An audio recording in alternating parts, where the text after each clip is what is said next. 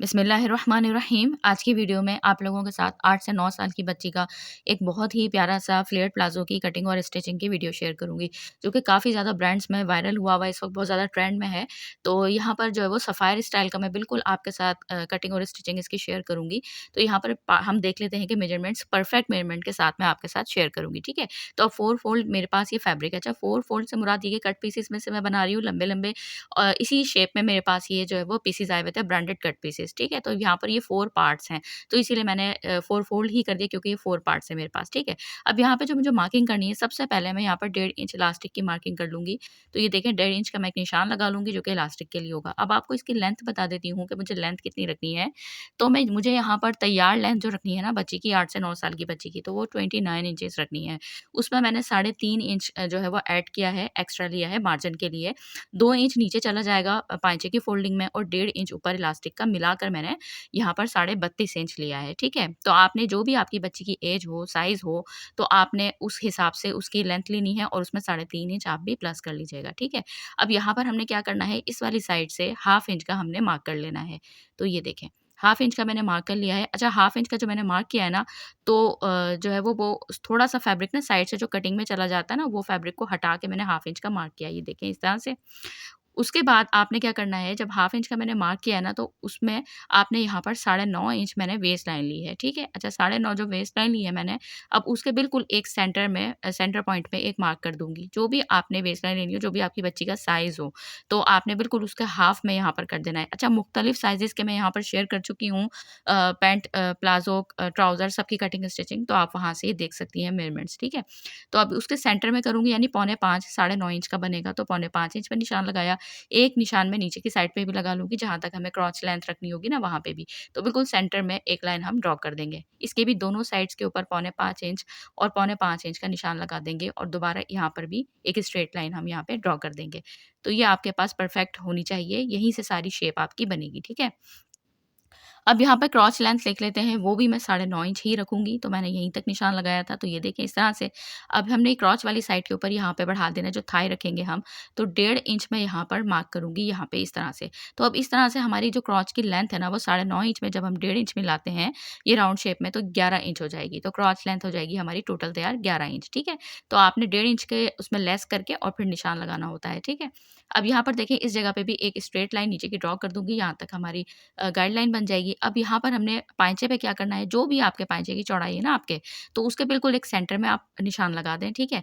और उसके बाद हमने इस जगह से ले जाकर उधर नीचे तक इस तरह से ए लाइन शेप में लेके जाना है। बहुत सिंपल और बहुत आसान इसकी कटिंग होती है, बस आपको थोड़ी-सी मेजरमेंट्स समझनी होती हैं, बाकी इसकी सब चीज़ें बहुत आसान होती हैं, ठीक है? अब ये देखें, बिल्कुल हमने कॉर्नर से पूरा हम लेके चले गए नीचे तक, और फिर हम इस तरह से दोनों साइड से ए लाइन शेप में ले गए। अब यहाँ पर जो मैं आपको दिखा रही हूँ, वो दिखा रही हूँ 2 इंच जो मैंने एक्स्ट्रा लिया था पाइंचे की फोल्डिंग का, तो वहाँ पे एक बिल्कुल स्ट्रेट लाइन हम ड्रॉ कर देंगे, और बाद में हम वहाँ पे कट्स लगा लेंगे। तो ये हमारे सारे निशानात लग गए हैं, और अब हम इन निशान को फ़ॉलो करते हुए कटिंग कर देंगे, ठीक है?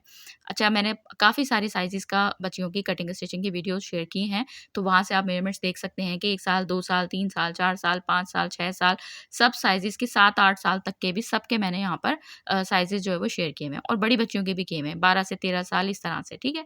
अच्छा, तो अब उसके आपने वो मेजरमेंट्स देखनी है, क्रॉस लेंथ सिर्फ़ आपने वेस्ट लाइन और वहाँ से क्रॉस लेंथ देखनी है, बाकी सारी चीज़ें सेम होंगी, ठीक है?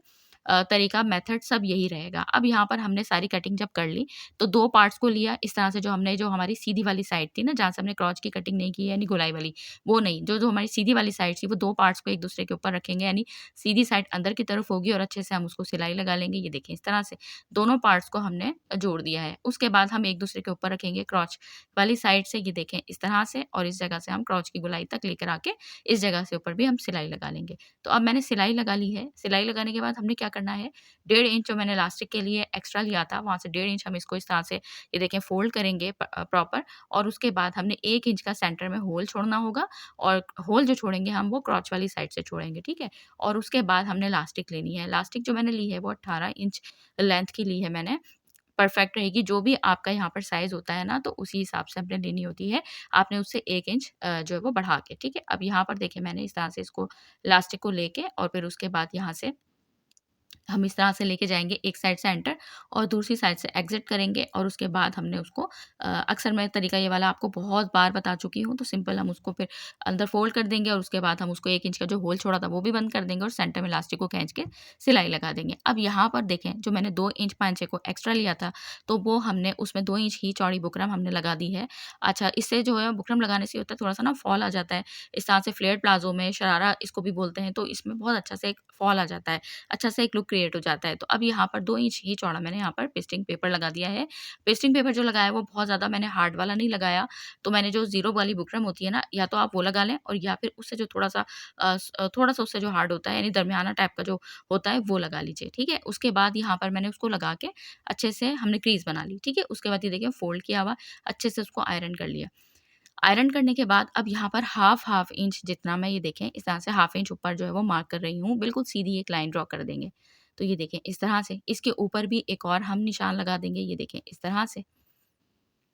तकरीबन जो है वो हमने यानी 2 इंच हमने टोटल रखा हुआ है ना, तो अब 2 इंच में हम हाफ इंच फ़ोल्ड करेंगे, तो हमारे पास 1.5 इंच हो जाएगा।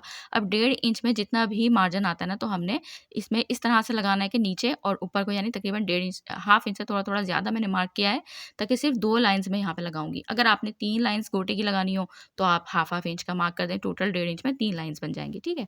अब यहाँ पर देखिए मैंने उसके ऊपर ये धनक जो होती है ना, ये मैंने लगा दी बिल्कुल इस तरह से। अच्छा, इसको खोल के मैंने लगाया था ताकि हमारी जो भी गोटे की सिलाई होगी ना वो इनविजिबल हो जाए, ठीक है? उसके बाद अब मैंने इसको दोबारा फ़ोल्ड किया है। गोटा धनक लगाते हुए मैंने इसको खोल दिया था इस फैब्रिक को, इसलिए मैंने अभी तक इसको फ़ोल्ड नहीं किया है, ठीक है? अब हम जब दूसरी लाइन लगाएँगे तो वो फ़ोल्ड करके लगाएँगे और वो भी एक ही सिलाई में हम कवर करेंगे। इसीलिए आपको यहाँ पे ये दिखाने का मकसद है, वरना पाँचा तो आप सिंपल फ़ोल्ड कर सकते हैं। तो यहाँ पर देखिए मैंने उसको फ़ोल्ड कर दिया, ठीक है? जितना हमने फ़ोल्ड करना है हाफ इंच, उसके नीचे मैंने ये डबल साइड हेमिंग टेप ली है। आप चाहें तो यहाँ पे हल्का-हल्का सा ग्लू या गम स्टिक भी लगा सकते हैं, वो बहुत लाइट होती है, अगर आपके पास ये नहीं है तो, ठीक है? और है तो फिर वेल एंड गुड। अब यहाँ पर देखें ये आप लगाएँगी और लगाने के बाद अच्छे से इसको आयरन कर लें। आयरन करने के बाद क्या होगा, ये फिक्स हो जाएगा ना, तो ये सरकेगा नहीं।